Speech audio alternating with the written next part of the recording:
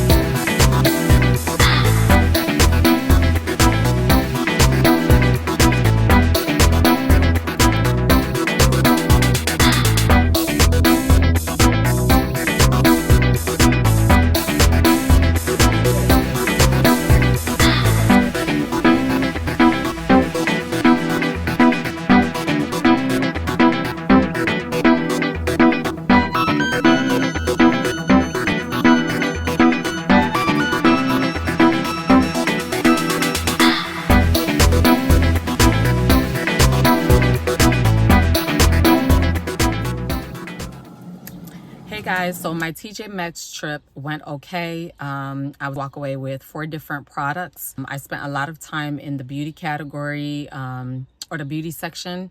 I spent time in home and goods, and I also spent time in the auto section. So between those 3 sections, I was in there for about maybe 2 hours, and I walked out with 4 different products.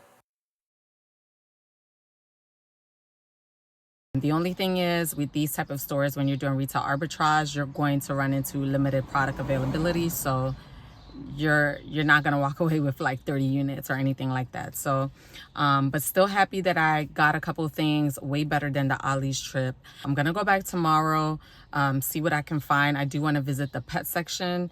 And then there's another area that I wanted to, and toys.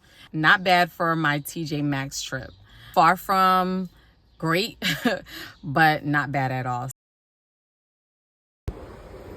Hey guys, this is day 2 at TJ Maxx. My very first trip, I did make out with about 4 different units. I'm gonna go back in and see what I can find. Today I'm going to do toys and pets. And so let's see how we make out today.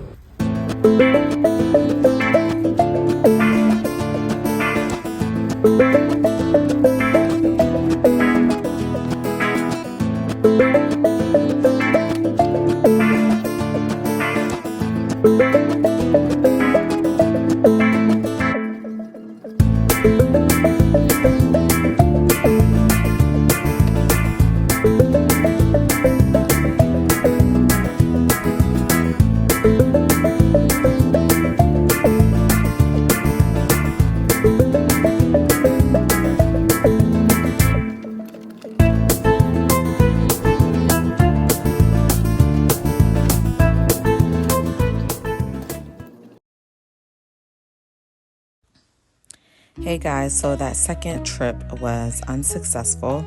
Unfortunately, I did not make out as well as I did the first time around. So now I am back home and I'll be prepping and getting the items that I picked up between Ollie's and my first TJ Maxx trip, getting them ready to ship to Amazon. So right now I am in Seller Central. I'm getting ready to print my item labels. And once I get that going, they'll be placed on each individual item. So at this time, sorry guys, my kids are passing by, so you'll see and hear them pop in and out. What's happening? Once all the item labels have been printed out, I will then begin my prepping for each unit. So for this shipment, I did have to go to Walmart to purchase materials such as bubble wrap, tape, and even a box for some of my bigger units that I purchased. And so you want to make sure you're factoring your materials and supply costs into your cost of goods, just so you can see more of a true profit. So yes, right now I am prepping the units, and afterwards, that's when I go ahead and add the individual item label to each package or each item. Once that is done, I am going to go ahead and gather all the same units. Most of the time, it's just one SKU that's going into a package, such as this one here. There have been a few cases where I do have multiple SKUs or products going into one box.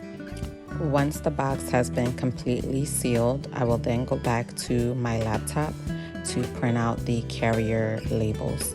Those labels will have the address for the warehouse that Amazon would like me to send this shipment to. And once they have been applied, I'll take it to the carrier and the shipment will be on its way. Hey guys, present day Tash here, and I wanted to give you guys an update. So all of the items that were sourced through TJ Maxx have sold, and all of the items except for one that were sourced through Ollie's were sold. Now the one that is still remaining in my inventory is actually the item that I am showcasing in the video when you guys see me packing. I was only able to get 8 of those items, or 8 of those units, and I still have 3 remaining. I am still going to look out for that item, mainly because the profit margin is about $14 on those, and I think that's pretty solid. And so even though it is sort of a slow mover, it's not that bad considering. So I still want to see if I could pick that up whenever I see it. Like I said earlier in the video, I am going to continue to work on ungating.